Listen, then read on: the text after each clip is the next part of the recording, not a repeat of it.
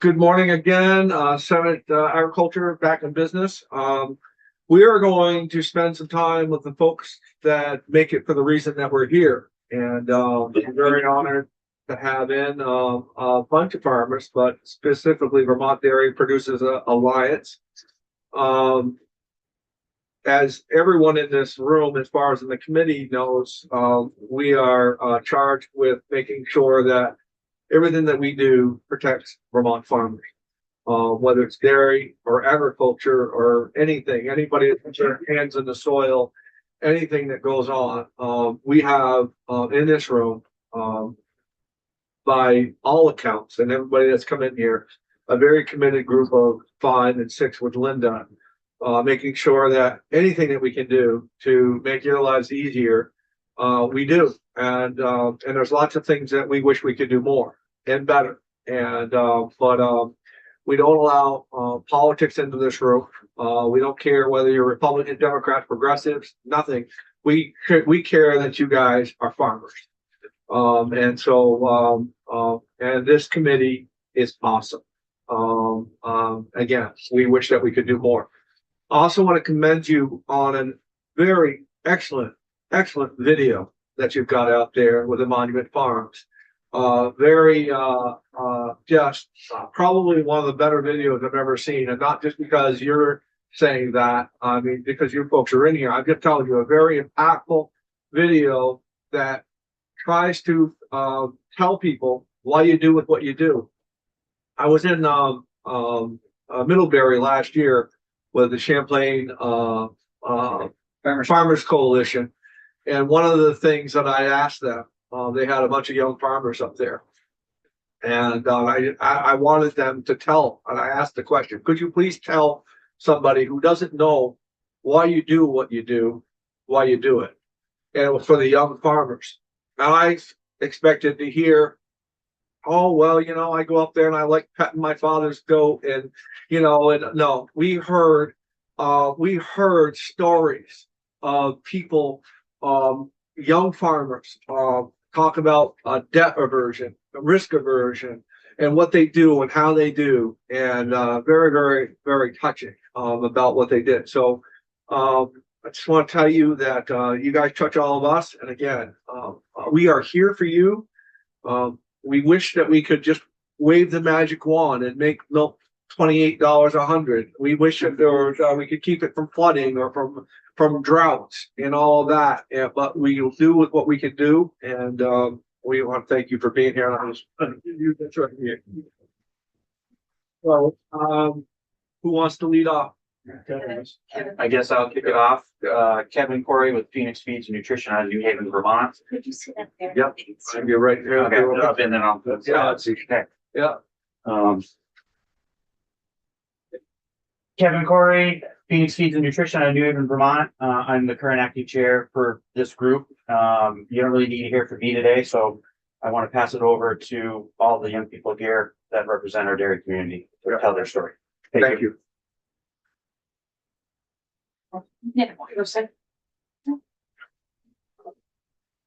Just the rule is you got to tell us who you are. Okay, And where you're from. Yeah, and where you're from. I'm Stephanie Pope, and we have a medium farm operation on the shores of Lake Champlain in Bridgeport. Yeah. I am the 3rd generation, and my son Rowdy is here today with us, and he told the doctor the other day he wanted to be the 4th generation. So that is my one, right? Yeah. And what else do you want to? Whatever you want to tell us. What are your issues? How are you diversifying? Yeah. What are you doing to stay How did the afloat? drought affect you? The drought has affected us in ways we don't know yet. You know what I mean?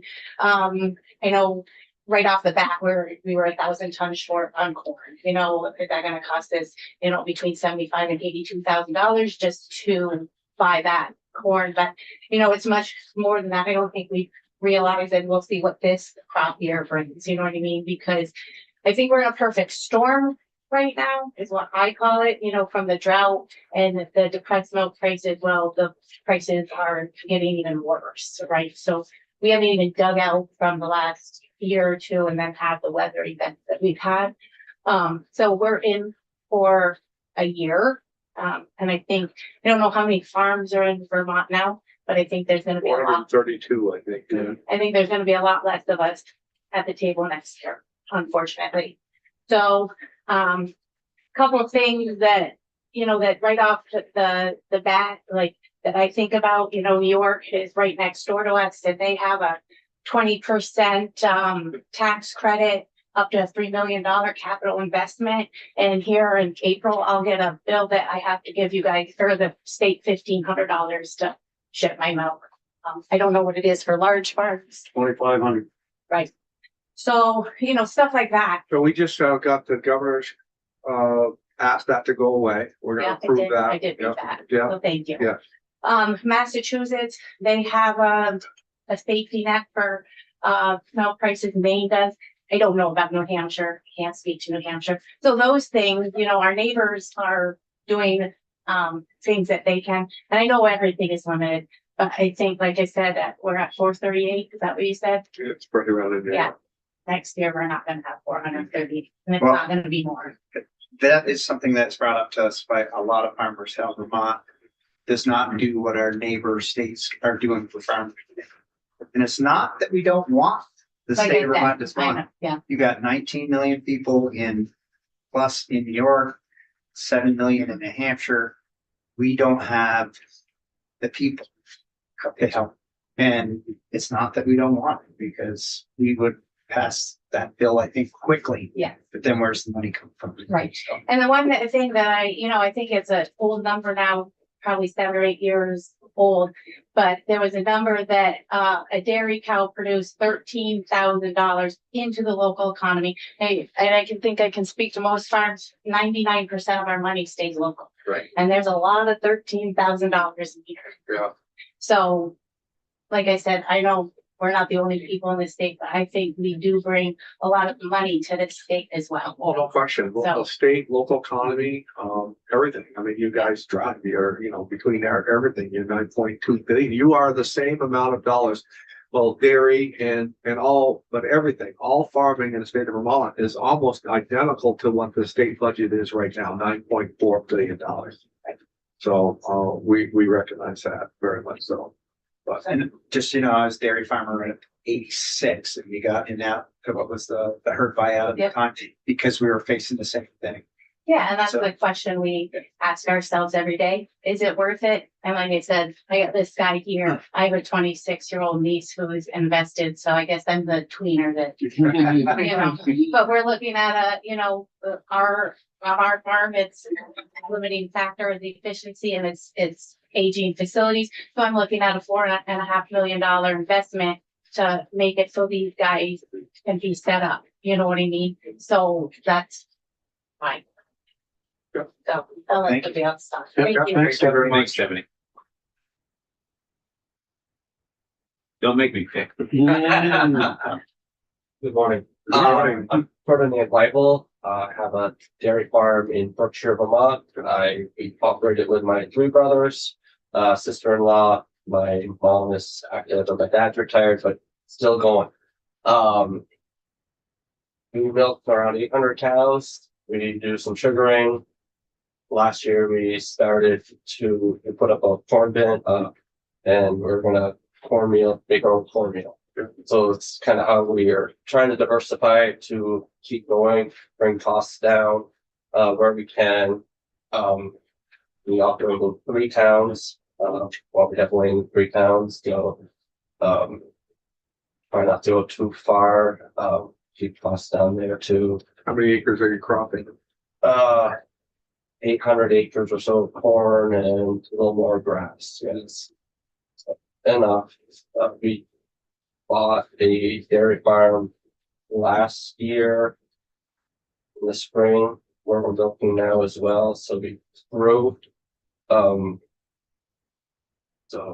yeah, Are you having trouble with workforce? no, not too bad, no, we're okay. I think,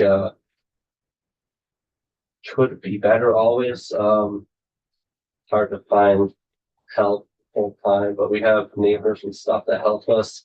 My friend Kyle, he helps us quite a bit as well, but he can, so we have a pretty good group. of people, yeah. And a pretty good network of farmers. Yeah, exactly. Like, Bradley, he's my neighbor, and, if he calls or I call him, we try to help each other out where we can, yeah. So good, it's great. What's the lending situation like for you as you were trying to grow? I mean, did you have to borrow? to do Yeah. what you wanted to do and what was there capital available for you? Yeah, so we went, my brothers and I, we started our own company and we went through NRCS, farmers loan. So we used that for farm and, the rest, my parents also helped as well. Had collateral, obviously, so Nice. it's still tough, like you borrow a bunch of money and now you know, you have to pay it back, obviously, and Right. you know, 1 year into it, everything, you know, it crashes, but you know, it's still there, you know, so you have to keep That going. debt, Yeah, that doesn't go away. You're kind of like the increase. Yes, so, yeah, So, Stephanie, mentioned worry. I don't think it's any secret to anyone in this room that, dairy farms have been contracting. I appreciate your diversifying and trying to figure out other revenue streams. How much is that weighing on seeing other farms and then how you can not be that farm that just went up? well, I mean, it's a fine line, it doesn't take much, one big hiccup here. Where, can put you under pretty quick. I mean, no one's making any money, so it doesn't take much where something happens where you can't pay the bills. So, I don't think many farmers are too excited about this year or are gonna be trying to coast through. And how many years do people coast through every year? Obviously less and less, right? So I'm gonna echo what Senator Higgins said. Our main mission, and I want you to know this, is to help you and everyone in this. I want you to know our names, and I apologize, so that you guys can reach out to any one of us at all times or whatever. So we'll start on this side, can you hear right there? Senator Major from Windsor, Vice Chair. Senator Heffernan from Madison County District. And I'm Rob Plunkett, Senator from Bennington District. Brian Collmore from the Rutland District. And Russ Ingles from Essex Orleans, and Chair of the committee. And I say that, and I'm glad, Senator Engel, mentioned that, is because, you often hear, you know, the cliche that, yeah, you work for us. We kind of do. And for me, in particular, and I grab him a lot. I think the agriculture, I have no, before getting into the Senate, no experience in it. But when I was put on here, it was the best thing that happened. It was absolutely the best thing that happened. Mount the cow for the first time. Yes. Step in shit. Just wanted. Yes. Just wanted And when I saw it come out, I was like, oh my God, you know, but it, went to, 4 fairs this year, and it was just very good to talk to, dairy farmers and the like. But I say that in that you're going through it, and you know a lot of times what can and can't happen, and so it's important that you communicate to us on a consistent basis. Tell us what's happening. Tell us your thoughts, because and there are things like Senator Heffernan said that we can't do, but there may be some things that we can. So it's important that you continually communicate with us and let us know what's actually going on in the ground. And I have visited more farms than I have ever in my life, and it's been a very cool experience. So my brother, he started a YouTube channel 6 years ago, and so we do have a presence on YouTube, and Very we cool. show our operations and what we do, and just how we run our farm. So we try to contribute that way as well. So If you could send that link to me, that would be awesome. we'll do. Thank you. Thank you. I also just want to note that the Monument Farm, there'll be more episodes coming out. So we just want to make sure that you guys see them. I'll put them all in your inbox once they come. That'd be great. Okay. Thank you. I know you all have plenty to say. So Yeah, go ahead. Yeah. All right. Yeah. What's that? My name's David DeFries. My family farms through the Mad Valley. Our farms in Warren, Vermont. About 600 cows, and I think some of the important things to me, I don't really come to this kind of stuff, but hearing about what's in the pipeline, what we just talked about upstairs, that's important to me. It's not so much like a lifeline. Obviously, it's going to be a tough year, and it's whatever. Hopefully you guys understand how we're priced, and that's something that we choose. It's a commodity, we kind of know what we're in for. But protecting our ability to farm and our ability to make good decisions, and we all want to do what's right. And put some layers of protection in place as far as the future goes. You talked about building a barn.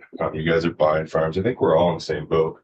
We just built a barn last year, and right, our about $3.5 million and build a barn, and then price of milk goes down, and it's okay because we're not doing this for the next 12 to 18 months. We're doing this for I'm young. We're doing this for my career, and I think there's some shortcomings with some of these programs. I've talked to Kevin about a little bit that maybe you guys could step up with.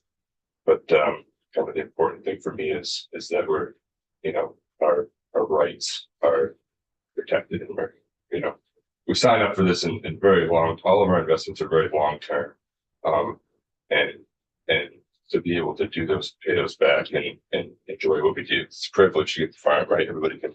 How many people get to do it, right? So Less and less. Right. When I talked to the group in Middlebury last year, one of the young guys said, I'm out on my tractor, 27 years old. I'm out on my tractor doing what I wanted to do when I was 12. And that's very, very touching stuff. I'm living my dream. I'm living my life. I'm doing what I wanted to do my whole life. And we do recognize that it isn't, these 18 months you're trying to survive. It's the rest of your life. And we just want to do everything we can do to get you through there. You probably already heard, we are working on some very strong language. So the Supreme Court decision, we've kind of identified the Supreme Court decision, meaning that you guys are going to be regulated by town zoning. We kind of see it that the Supreme Court really didn't look at the overall picture, but of all things, they basically said, well, picture language, and we're doing that. And so we hope to have, when we're all said and done, we hope to have. Well, we're working on language right now, and we'll be working on it next week, where we're going to get what we hope to be 85% of your rights back, so that you can have the right to farm without and I think that there's a consensus that we want to get there. I don't think that there's a lot of pushback within. I think there's probably some people that want to push back. I mean, we certainly see the lawsuits that go on and all of that, but I think the overall flavor in this building is to get you back whole as much as we can get you back. We just kind of want a little bit of a legal battle, something I haven't been able to talk to the committee about the Agency of Agriculture being able to help you out with the nicotinoid seeds, treated seeds coming through, and we're going to talk about more of that as well. And I don't want to get ahead of it, but I'm thinking what it's basically saying is that if there's no seeds available that are comparable to what that you need to grow the type of corn that needs to give you the tonnage and the quality of it, that the Agency of Agriculture will have the rights to give you a permit so that you can have seed that will do that. So we will talk a little bit more about that. I don't want to get ahead of that. So there are things that we're very well aware of as well, that we know the support for you, but as Senator Major said as well, Doesn't mean that, you don't keep on telling us all those things. Those are the obvious things that are to us. Yes. Thank you, Mr. Chair. So David, you mentioned the right to farm. This committee last year was able to put in effect, we thought, more protection for the farming community. Always made me scratch my head that somebody would move next to an existing farm and then complain about it. Kind of like, if you move next to an airport, you shouldn't be amazed if there are actually planes coming and going from time to time. So I didn't know if anybody here had been affected by that right to farm bill. It's brand new, probably went into effect July 1st. And whether it was enough protection or whether there were tweaks that you hope we get to that we didn't. No?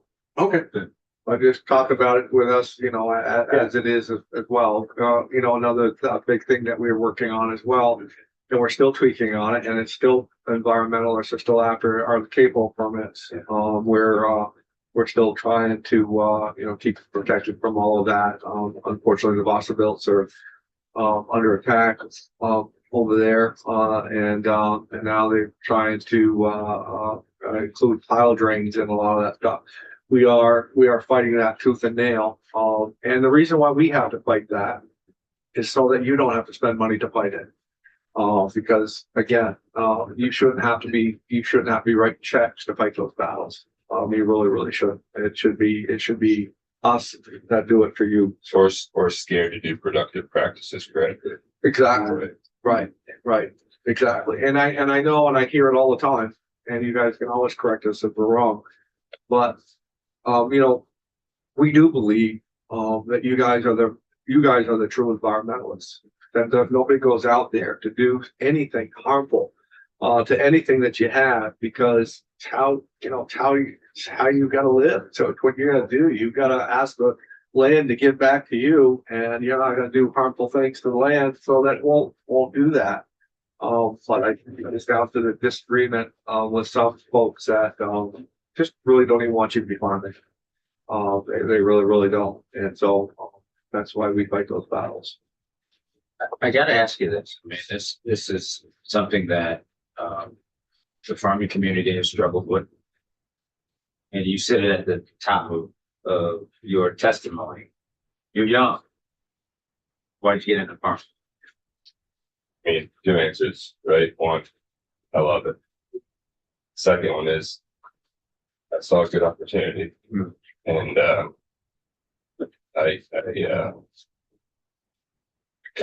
obviously I came from a farm family. I was in our family for over 100 years, but I had quite a bit of exposure growing up to my mom and dad had divorced, and my mom had no part of the farm. I got to travel a lot, and I've seen a lot of stuff, and right, all my best memories were on the farm. And I have 2 little kids now, and so you're going to strip that opportunity to the next generation. Very cool. Thank you. Thank you, David. Appreciate it. Thanks.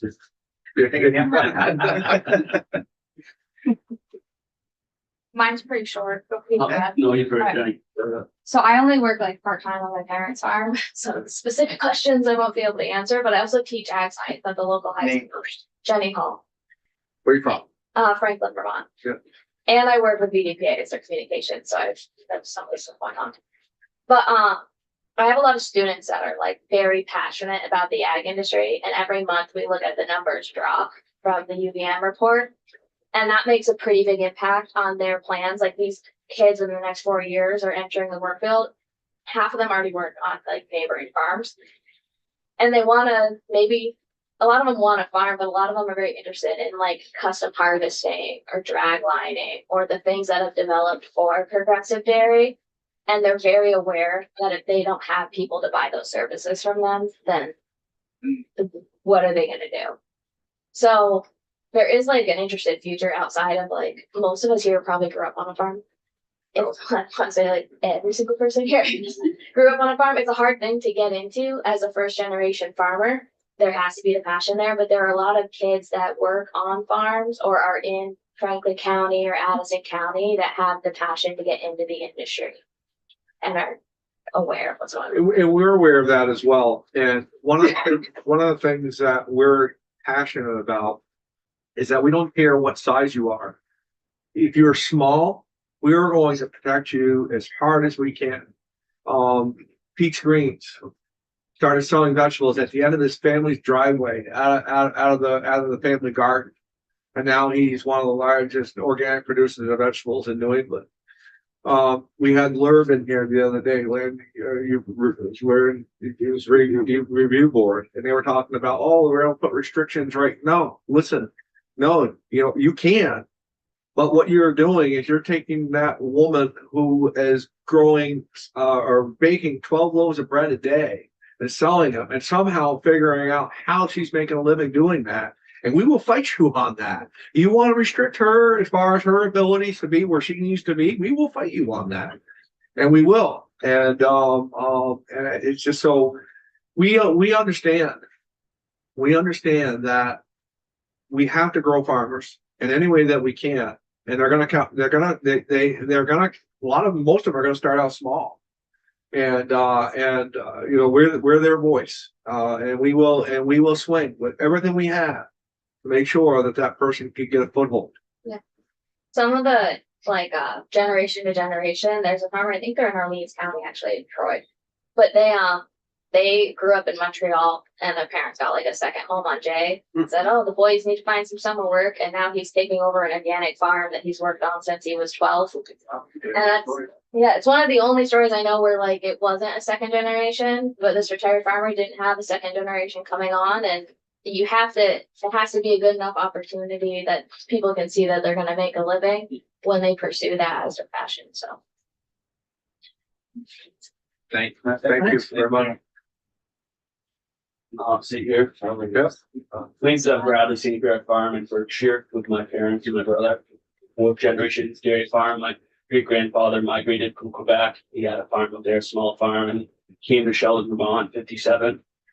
Started farming. My grandfather was one of 11. He bought his father-in-law's farm. I always joke, you got a wife and a farm for $22,000. And he farmed, he sold his cows in 06. We still farm his land today. And my father graduated in 1985, started milking cows on his own in 86. And then here we are in 2026. Me and my brother are both in our late 20s and trying to purchase the farm from my mother and father. And growing up, we're an LFO, so we get inspected every year. And growing up, I would see the days leading up to the inspection and the days after. More my mom, it would impact her negatively, but it would impact my dad negatively too. It was historically kind of a downtime in our family's year. And I always thought, that's one of the first things that my mom, pawned off on me and my brother, but she was willing to give that up, and to be honest, I was naive and eager. I was like, I'll take that on. I'll do the farm inspection every year. And you can ask my wife, but it's quickly become the worst day of my year, every single year. And, besides if an employee got injured or we had an accident or something like that, but it's the consistent worst day of the year. And you touched on the CAFO and the thing that farmers are facing currently with A&R stuff, the CAFO stuff, the agency of agriculture, depending on how much energy you have, depending on how upside down the farm is. I'm going to try to go to a CAFO meeting after this in Essex. And I've been on a lot of the Zooms. And I've been blessed. Me and my wife have 2 girls and 2 sons. And I pray all of them farm, but I'm going to settle for a majority. So 3 out of 4 have to farm. I'm trying to indoctrinate them into it. But I just really wonder, you get done that LFO inspection and you feel beaten and you feel just terrible about yourself. But then you look around at the cows and the cows are healthy, and you talk to some coworkers that are happy, and you got to get a little pride in what you're doing, what you bring into the local community. And I feel like for too long we've been pushed down and beaten. And I was talking to somebody the other day. I never thought that there's a possibility that the regulations would get worse or that day a year could be worse. But now with this CAFO talk and this A&R talk, I really don't know what's going to happen. Are we going to quit? Absolutely not.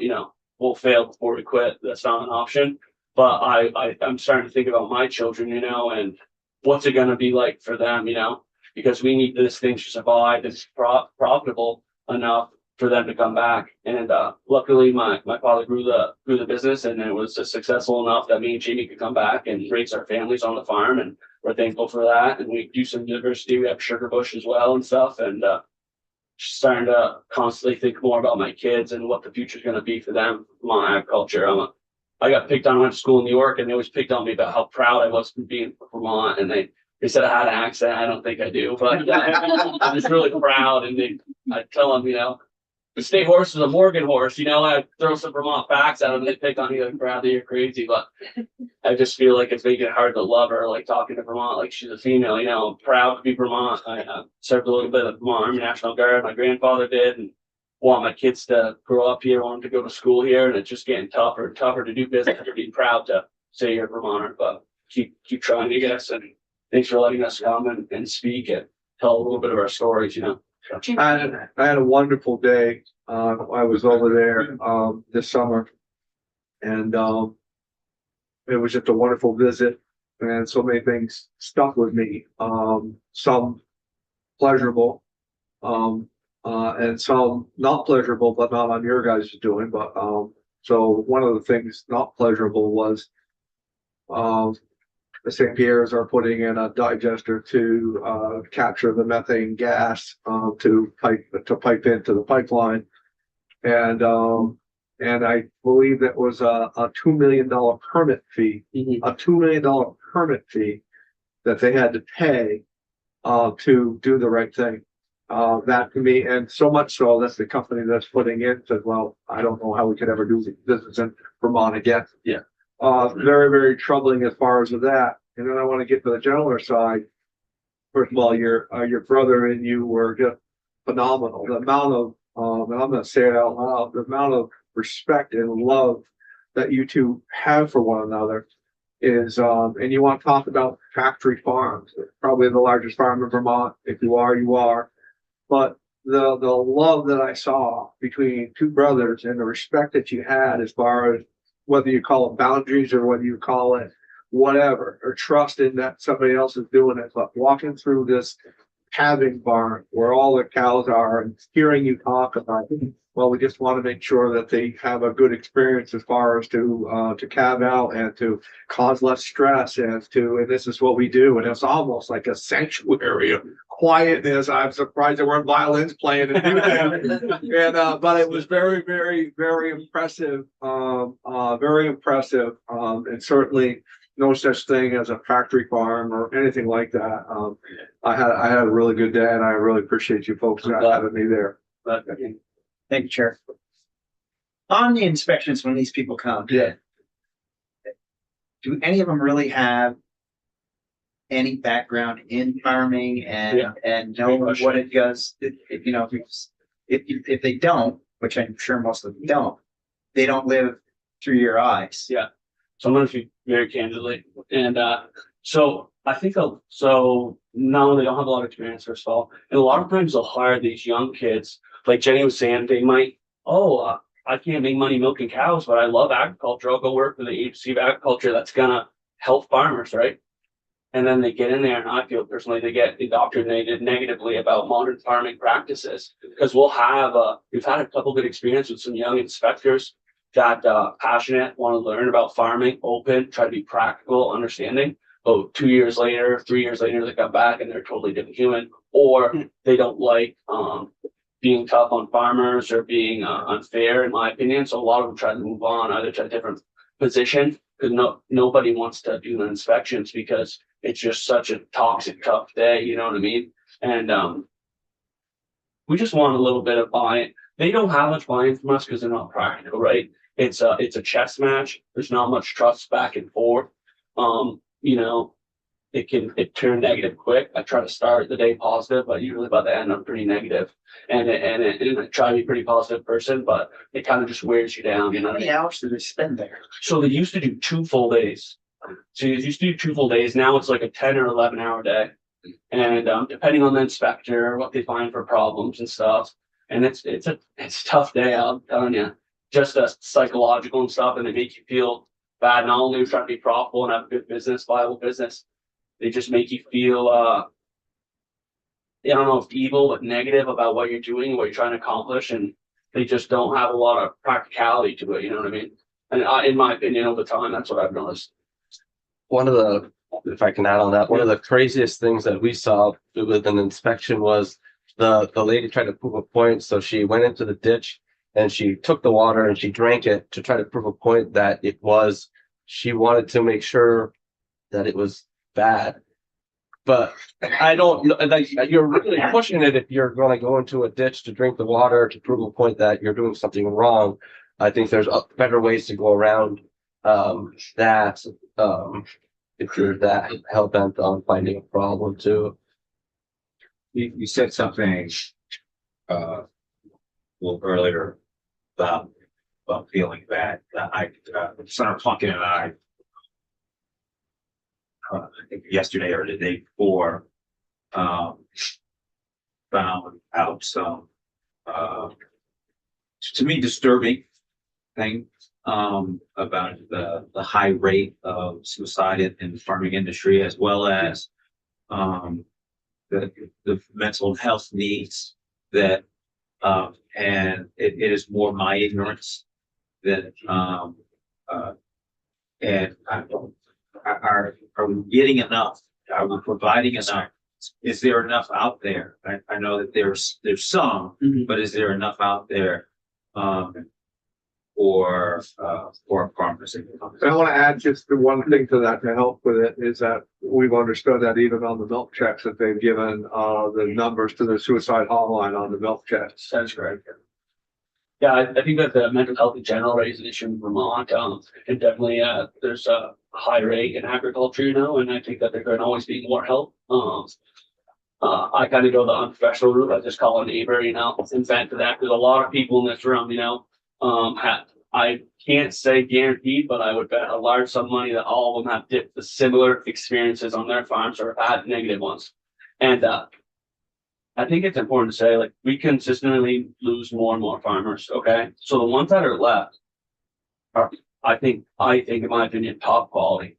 And none of us, do mistakes happen, absolutely, but none of us want to hurt our waterways, our local community, or our forests or anything. A lot of us are multi-generation. We all care about Vermont, and we're keen to play our part and try our best.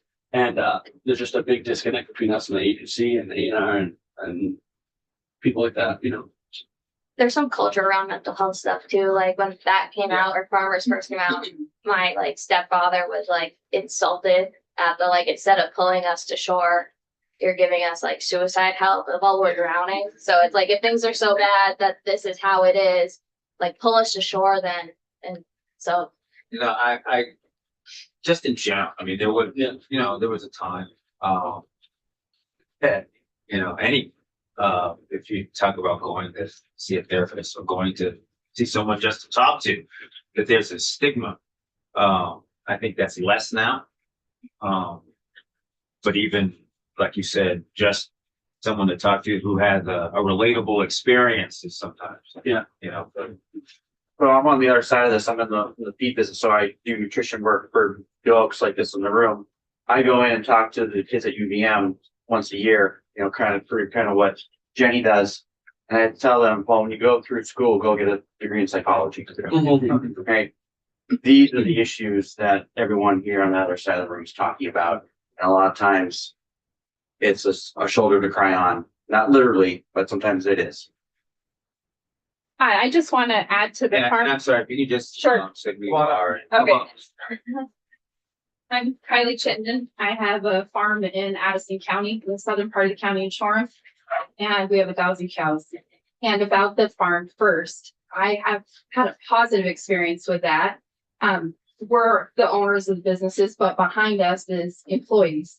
And I watched one of my employees kind of diminishing a little. And this particular person works with sick animals. And so every day they come in and they are working with the tough part of our farm, regardless of finances or anything like that. And I just noticed this person was blue, and they had tried to get an appointment with a therapist through their doctor, and the wait time was 4 months. And so I was thinking about how can I support them, because they're important to me. And I picked up the phone and tried that number, which we all have seen countless times. And holy smokes, there was a person and an appointment within a week.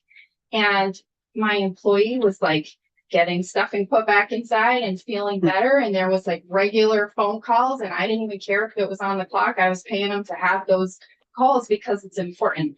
So I guess I'd like to say I've seen that system work. If there is a stigma around it, it's uncomfortable to tell someone that I think we should get you some extra help. But I appreciate that for this example, and actually I've done that with 2 different employees. It was pretty darn useful. So And that was Farm First. yeah, yeah. We So usually do as well. you have to, Yeah. Yeah, we've. and it's a tough conversation to have with someone, but sometimes the people on our farms are sometimes spending more time with us than with their own family, and that's not lost on us. I wanted to say about the right to farm. You guys did a lot of work for us, and fortunately, we haven't had to use that. But that's not lost on us because it took a long, long time to get that back on the table. So thank you for your efforts with that. Yeah. A few years ago, we had some help with the DMC. That really benefits especially the small and medium-sized farms. I don't know where the money would come from, but that was a positive thing for smaller farms. Maybe more impactful for a farm that's smaller than mine, but still, I thought that was a really positive thing. We are in an area of my farm in particular, we're about 4,000 tons short of corn silage. So outside of the cost of, the milk price decline, that's around $350,000 to my business this year. So this drought thing is really serious. We have VITA for borrowing money within the state. And Ellen and I have had some, I would say, cool conversations. Is no good time to explain that? Okay. Yes. We're just talking about how farmers borrow money. And Ellen said to me, because we were talking about the drought money, and she said, well, tell me what things cost. And so we were talking about parlors, say. And I don't know if someone said it in this meeting, but say 4 million, that number came around, like 4 million.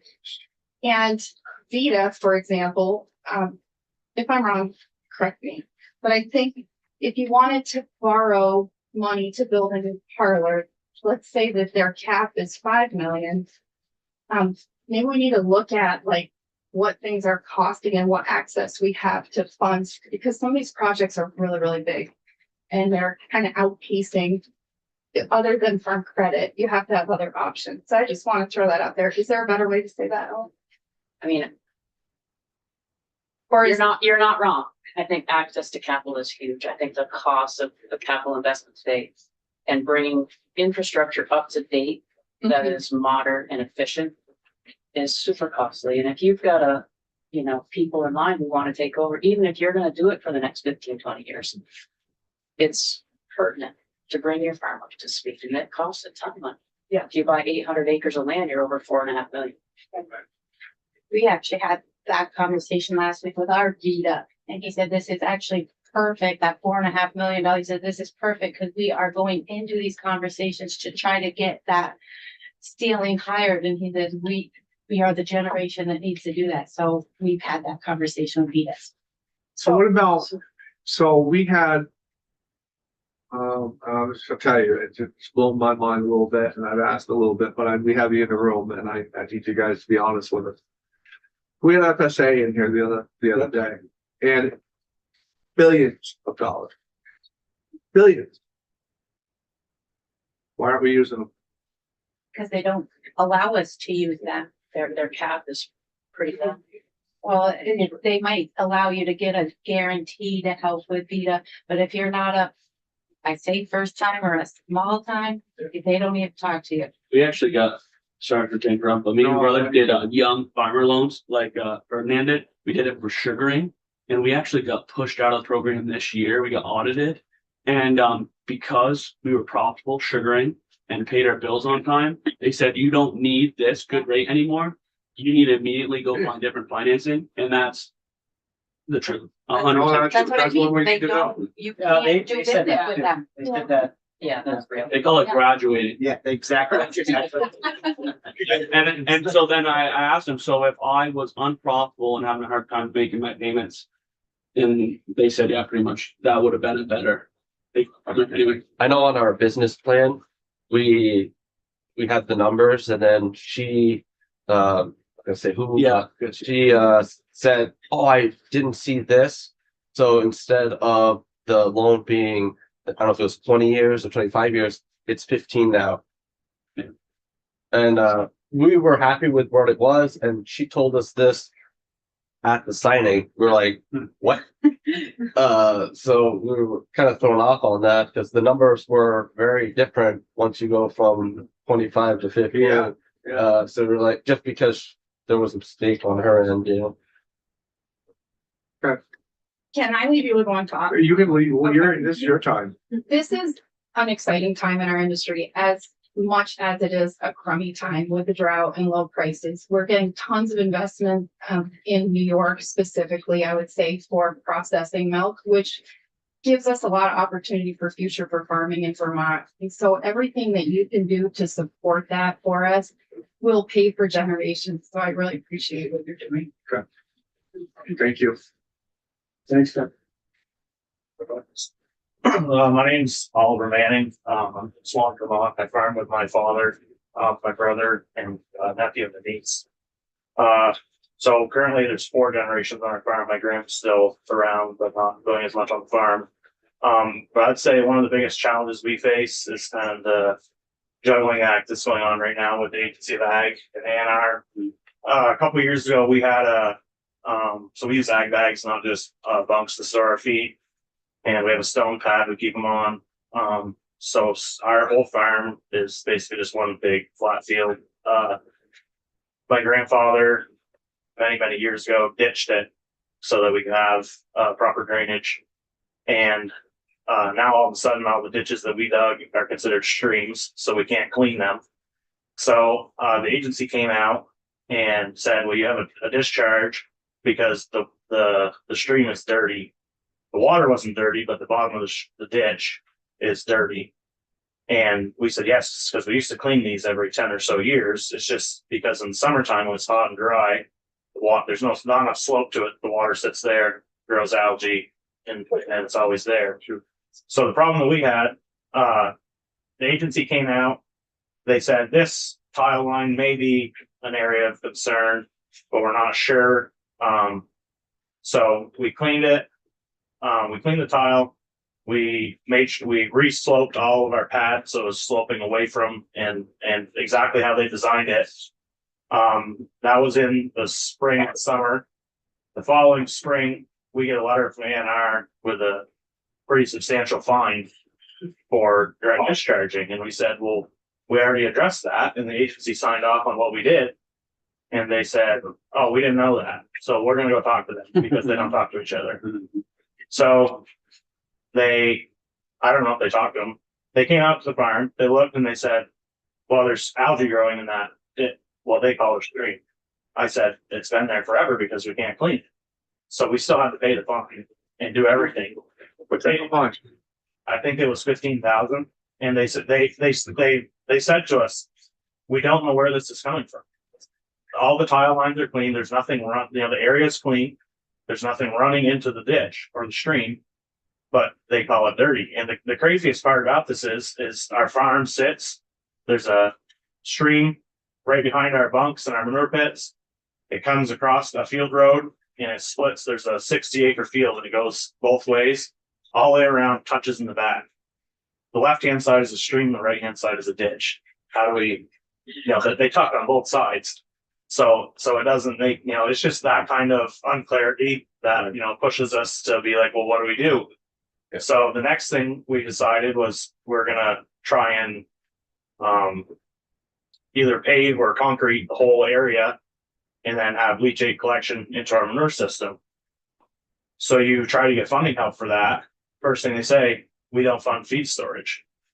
Well, it's like, we're trying to do this to collect water, but it's a huge, it's like 3 or 4 acres. We can't pay out of pocket because we use asphalt, we can't pay out of pocket to do all that. So they settled on, they did helped us pay for a small pad at the end of our barn that they engineered, and it's perfectly level.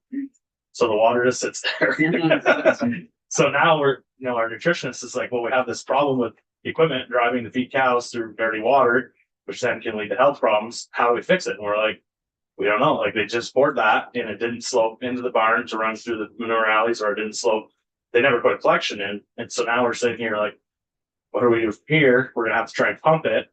But we still face that issue of feed storage and how do we, get that more modernized? Because, there's a lot of talk and everywhere about water quality and efficiencies. Well, the best way to be more efficient in agriculture is to be modern, because modern animals are going to make more milk for the same amount of milk with less resources being brought in. Same with crops. When we go away from the insecticides, you're going backwards. We're trying to grow more crops on the same acres so that we can be more efficient, because they're not making any more land. But by pushing us the other way, we're going to have to use more resources. And the other common misconception you see a lot in agriculture, we're not organic, we're conventional, is people say, well, we like organic because they, don't use Roundup. I said, they don't, but they can use chemicals that are far more dangerous than Roundup to take care of their crops. So it's just a lot of, and I think that the best way to help farmers, I know you guys, there's no money in the government for extra things. The biggest thing we can do to help farmers is not doing anything at all, by not adding more regulation and restrictions to what we're facing right now would be a major help, especially in a year with low milk prices and other uncertainties. We see equipment costs are through the roof. And that kind of came around during COVID. At least during COVID, used equipment was also very high, but now used equipment has dropped off and new equipment is insane. We're looking to update our corn planter. We've been doing no-till for 15 years. We want to upgrade so we can be more precise in our planting.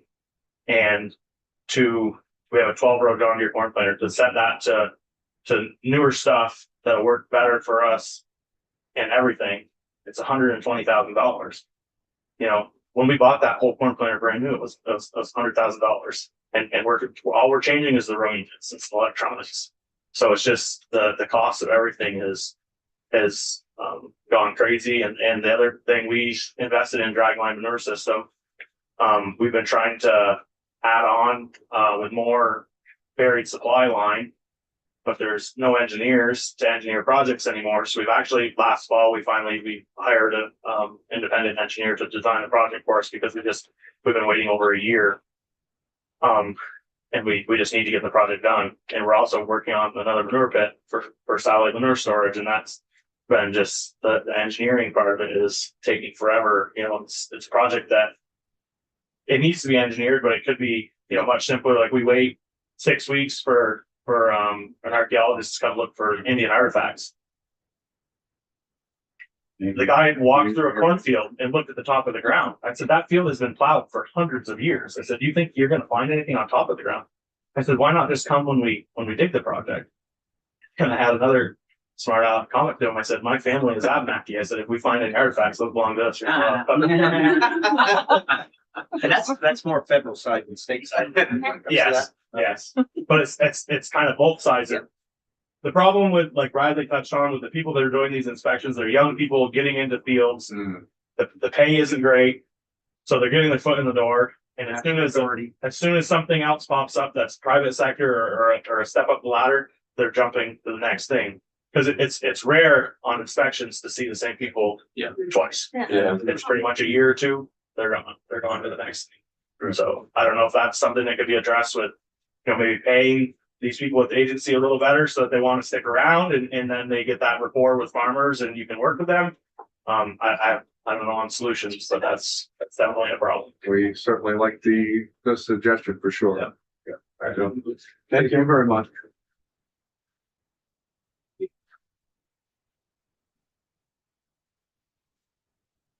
Well, my name is Lance Wood. I farm in Addison County with my family. I have 3 brothers and parents, and they're involved to a lesser degree than they were, but they still are.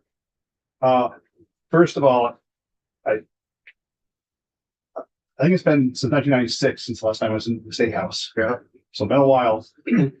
And I'm really floored by the candor of this group. Just if you're the pro-agriculture stance, and just the professionalism that you guys seem to project is very impressive. Thank you. I'm not just saying that. I'm very happy to be here. How much money do you want? Well, Andrew better dress. Yeah. So much underweight. I'd like to say something that is working well, I think, right? Because I think it's important when you're looking at the whole, you have to identify the parts that are working well and the parts that aren't, right? So my opinion, my interaction with the Farm Agronomic Practices Program, which is a kind of pay for innovative or, whatever, conservation type practices, has been pretty good. There's some things they're trying to incentivize, you do them, you get a little bit of a kickback. It's sort of, you're sticking your neck out, you get a little bit of pay for it. That's a pretty decent little program. It seems to work well. I don't think anybody in here though really wants a new program or a handout. I don't think that's really what anybody's after, but that program is, I think, valuable. One thing that I'm sort of an action oriented person. I like actionable things. What can I do today? You guys seem like the same sort of people. I think something that could be done, I believe maybe you would have the jurisdiction to do this. Give you a great example. This fall, we were surprised with the early season snowstorm. Just a little bit of snow. We were in very close communication with Lori Petrio, our custom contract hauler, and she said, these are the rules. As long as you're within this rules, you guys are good to go. Deploy your manure before the deadline. Okay, so we're doing it. All of a sudden, we get a call. Hey, you guys got to stop. We have to come out and do an inspection. Got a complaint. We have to investigate it. But we're doing the things that we told you we're doing.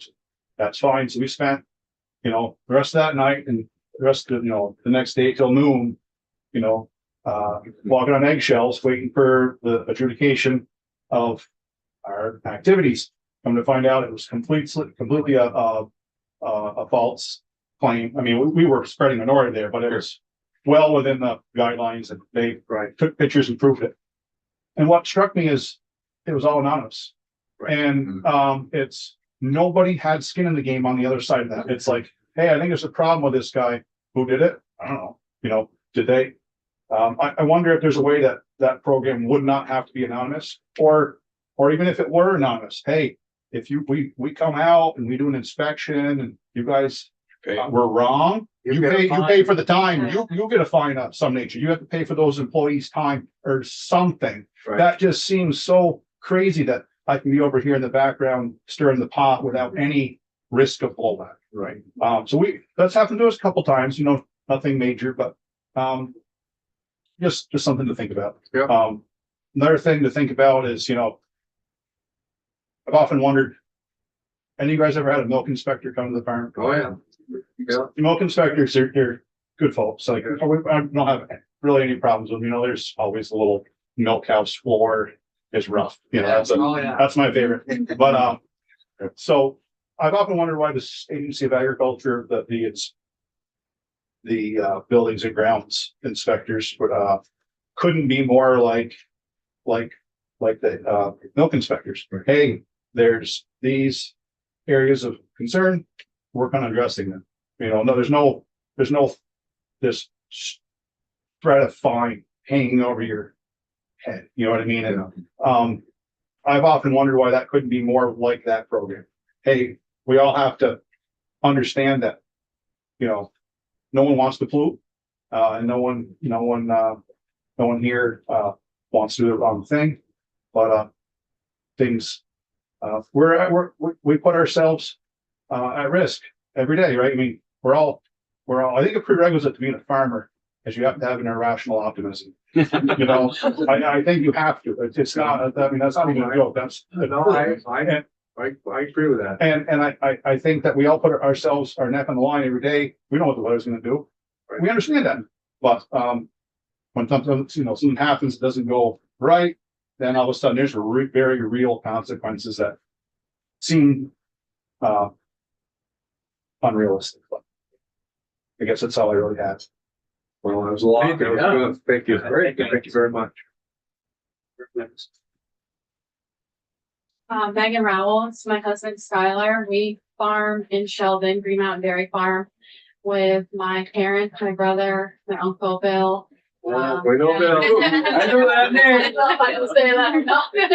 Oh, yeah. Um, He never has much to say. yeah. I'm the opposite, so I really don't have a lot to say. Promise. We have like 1,000 cows that we milk, and my biggest worry right now is for the next generation. We have 2 little girls at home, only 1 and 2 years old, but they go to the farm every day. You know, they just climb in the calf hutches with the calves. They'll just sit there while we're working.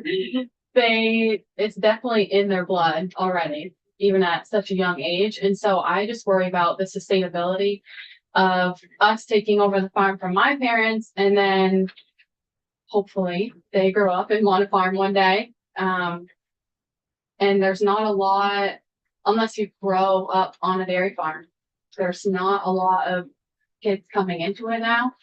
I'm actually trying to start a farm school.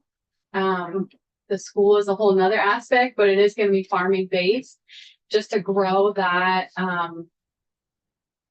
group, I guess, of farmers.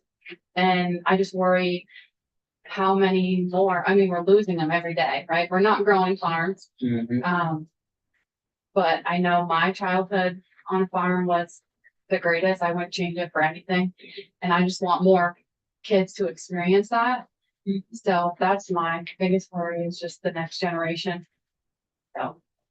Thank you. Thanks. Yeah. So I got a question, unless you have more folks. Give me a sense, if you can, of the gap between the federal milk price now and what ideally is, we're starting to make a little bit of money. Is it $4? I think it's 16 and change right now, something like that, as of January 26, the 100-weight price. Yeah, So you need 20, 21? so our cost of production is $22-ish. So we're negative $4-ish currently. Okay. And there's nothing that the 5 of us can do about, it's a federal milk price, but we certainly can speak with our congressional folks to, And we have. Peter, One in that building. Just walk by the door. Yeah. Here. Yeah. So he's here today. You talked to Peter Welch. We will talk to Peter Welch as well. Yeah, when you look at the data, and it's just not Vermont, what Brad just said, you look at Cornell's database, and a lot of these guys see the numbers from the East Coast to the West Coast. That number is pretty realistic depending on where you're farming. Okay. This is not a Vermont issue. That milk price was when I was in the 80s, so that was the same number. We could buy tractors for $50,000, now $150,000. And it changes every month, right? The other thing I'll mention, when we get to the floor at 1 o'clock, our chair is going to ask that, I think it's S60. Yeah. Is a bill that we worked on last year here to help people that were going through drought, floods, all the rest of it. I think we started with 7 million. Then I went I to, think it was 20. was it? Started at the beginning. Then I went to 7, then I went to 5, and then by the time it was all done, there was no money in it anymore. It's just a kind of a skeleton bill with a lot of good words in it, but not much oomph. So we're gonna ask that we get it back. And maybe We're gonna try to. find some other money for it. funding, and you're right, this is gonna be a tough year to even ask for an extra nickel. But there's other ways to find money. I'm convinced of that. Maybe FSA can help. Maybe And we have many chambers. Yeah. And ask it. And so we're gonna bring that bill in, as Senator Collmore said, we're gonna hang it on that wall, and we're gonna say, we need some money for someone. So let's see what we can do. And Senator, I know you, the 5 of you know this, but the amount of money that the dairy industry brings into the state of Vermont, Yeah. we're not feeling that love back. Right. I say we because I really care about these people and represent them. We are not seeing any of that money back, and we are bringing tourism in. We're finding Yeah. whether it's some do the 4-H, some are having like Airbnbs, and people want to stay on the farm and experience. Like, we are trying to get people in here. We are not seeing any of that money back. Yeah. Billions of dollars. Well, it's very true, and Emma makes a very great point, because you go into areas that aren't farming anymore. And you go into New Hampshire, going to northern New Hampshire, and you're driving down the road. You can't see anything, right? You just can't. Everything's all grown up. In Vermont, every corner is another view of the best that you've ever saw. Whether it's a green field or standing field of corn or our maple trees or green, grass, everything. It's because you folks are out there manicuring our landscape. And every picture of a tourist has a cow or a tractor or a silo or a farm or something. That's because of you. We have people stopping by and asking for tours, Oh, which is always like a coin flip. Like my brother says no 100% of the time. And it's just like a car full of strangers. And like the whole time you're giving the tour, you're like, don't take a picture. Don't like, I have no idea. Like the trust factor Yeah. is not, it's like ebbed and flowed and like throughout my life or my childhood of like how my parents deal with it. And there's been some really rough times and better times.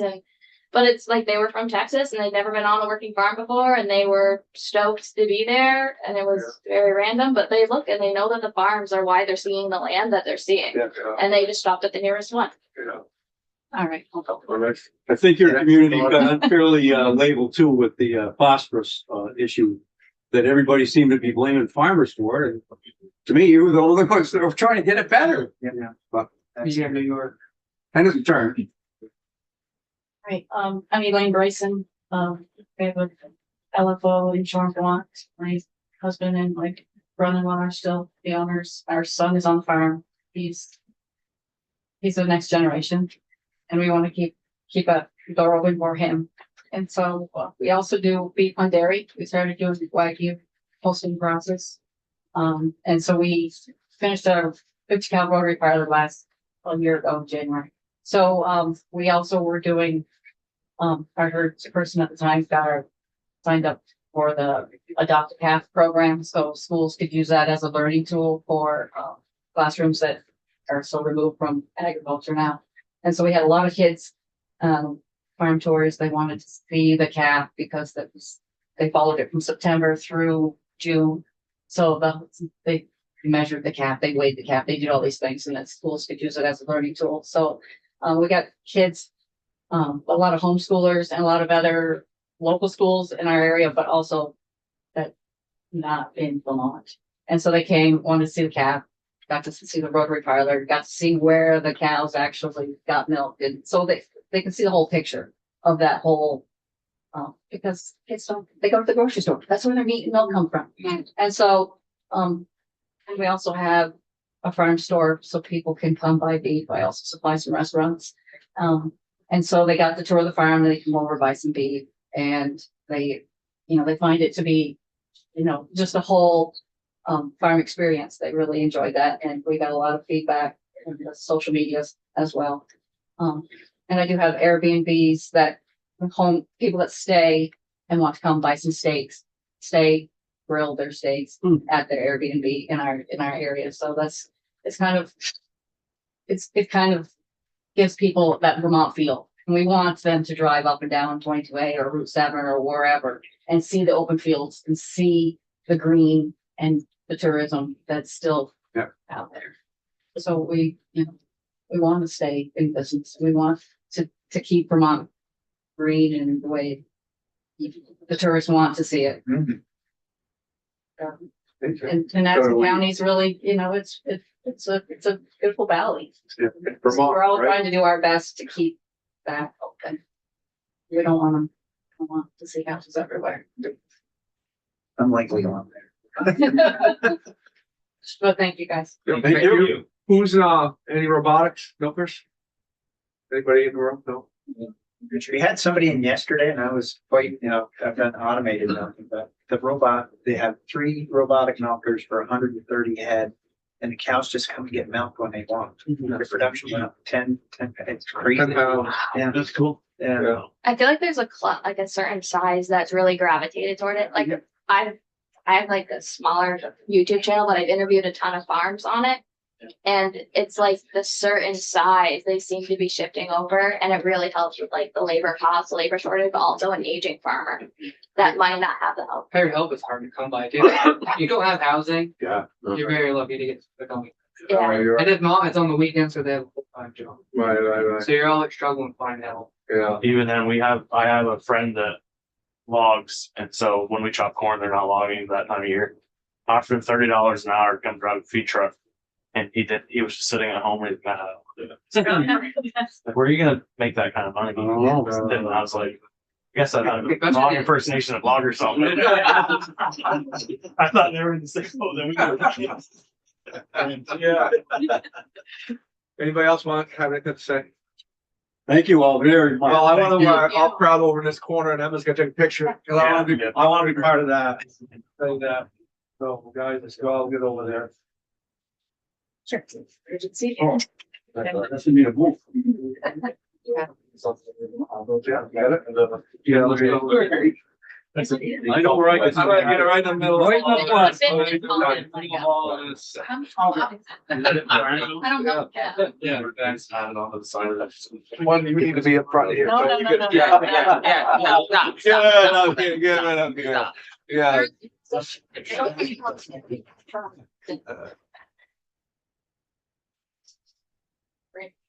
Thank you. Eileen. Ellen, yep, sorry. I'm just thinking. God, could you do something about this chin or? Thank you. Thank you.